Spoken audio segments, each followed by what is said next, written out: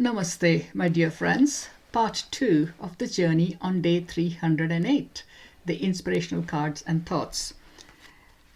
The Peace Oracle card is Pathways, a gorgeous picture with two different paths on it.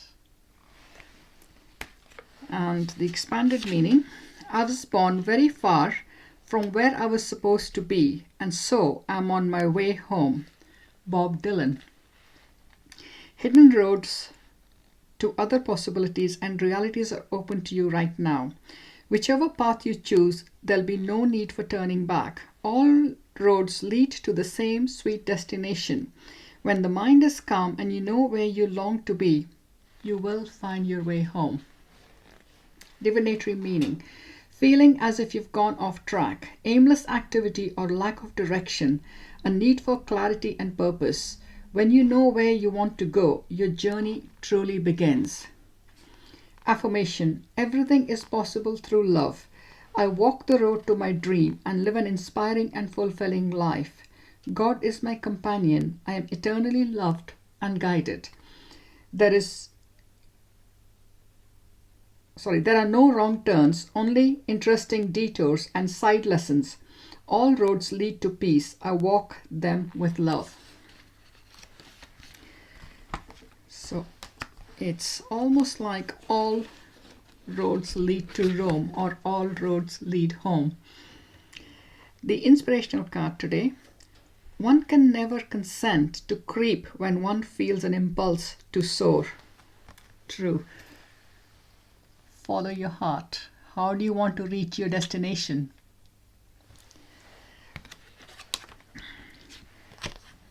I create my own reality, and today I choose to be happy. I remember coming across a quote somewhere which said, I choose to be happy, and I can also choose how happy I want to be.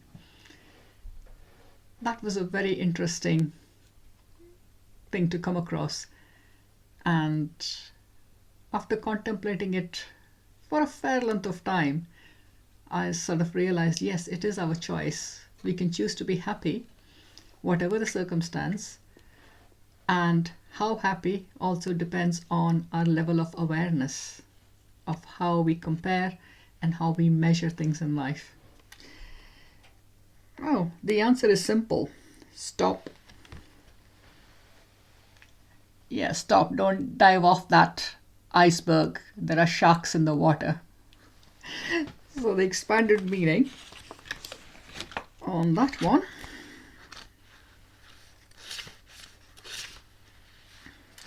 the answer is simple. Stop. The ego is running wild with confusion, causing unnecessary stress and leading you in the wrong direction. Presently, you're at risk of overreacting to things and are making poor decisions. You may feel threatened, defensive, or angry, or feel the need to try too hard to please others. No matter how this runaway fear is manifesting, it's time to stop. In spite of appearances, you're causing your greatest troubles and no one else. Whether it's projecting, reacting, defending, or overcompensating, nothing your ego is doing in the moment is serving your highest good. Although it wants to be in control, it's time to turn command over to higher forces and quit forcing your personal agenda. Take a deep breath and come back to your spirit. Stop everything you're doing and go within. Ask your spirit to calm you, and for a bit, do nothing. Rather than force the door to life to open to you, step back and realize it opens inward.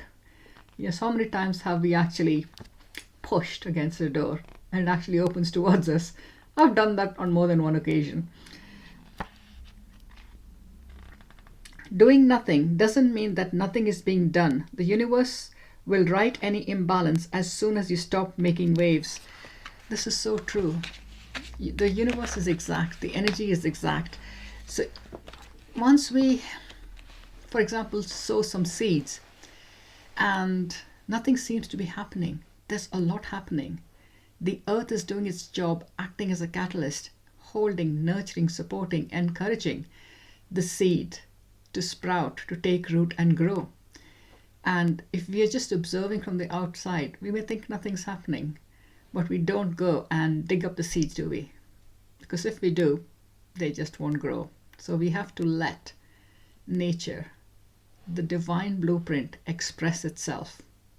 And sometimes it can be very hard for the ego when we're trying to manifest something, to create something, to just be and let nature take its course.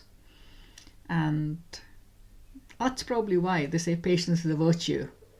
And it can be difficult, but possible. So mindfulness, breathing, sitting back and allowing things to happen in universal timing is sometimes the best way forward. We can have goals, intentions, and place our orders with the cosmos, but then we have to wait for the order to be delivered. Sometimes it's really good when we don't get instant gratification because something better often appears than what we've been asking for. The universe knows what is for your highest good. Oh dear. The messages from the guides. Death is an illusion. It is just transformation, I believe, from one dimension to another, very much like energy which moves into form, through form, and out of form. That's how life force is. It moves into form, lives the life it has planned for itself, and then moves back out. So it may not sit comfortably with everyone, but that is one way of looking at energy. It cannot be created nor destroyed. It can only be transformed. It moves into form, through form, and out of form. And the expanded meaning.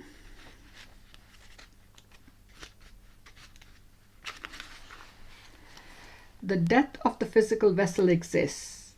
There is a beginning, a middle, and an end to every life form, whether it is measured in minutes, days, years, or decades. It is the nature of the molecules of this earthly plane to have an end date. The death of the conscious energy or soul of the vessel, however, is an illusion. But because it can't be seen or measured, and because there are no instruments to detect it, many humans question the ability of consciousness to survive the death of the vessel. Just because the limitations of the brain aren't able to explain the intricate dance between the physical dimension and the spiritual dimensions doesn't negate its existence. Spirit uses the illusion of death as a tool, and it manifests itself as grief. This card is coming to you because you need assistance with feelings of loss. Humans and animals die, relationships and careers end. But the brave soul is one that turns a loss into a learning experience for not only its own benefit, but for the benefit of others. Grief is real. Mourning the absence of something that is no longer of the physical is a natural response. Learning from your grief and helping others with their grief is one of the most important events that a soul can experience on earth, because grief is not possible in the spirit realm.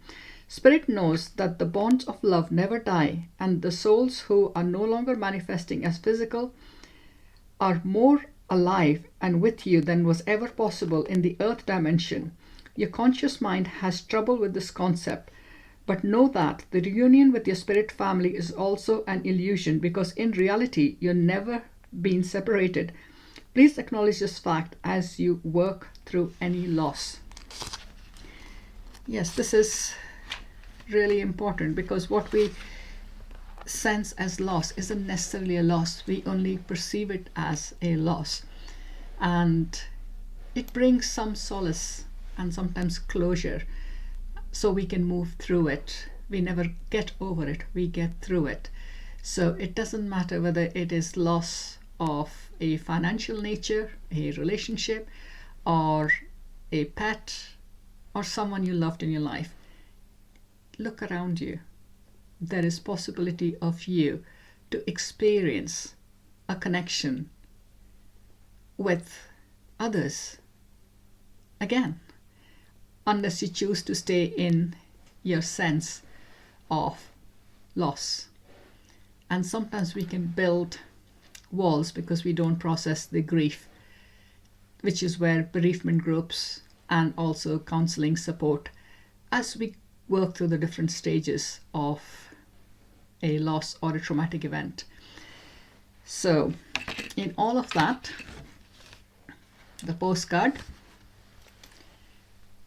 just be you.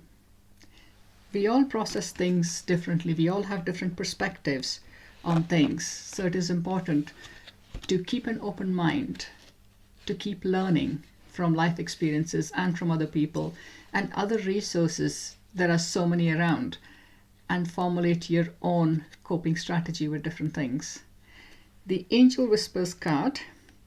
You are a being of the universe. Feel the connection. You are never alone.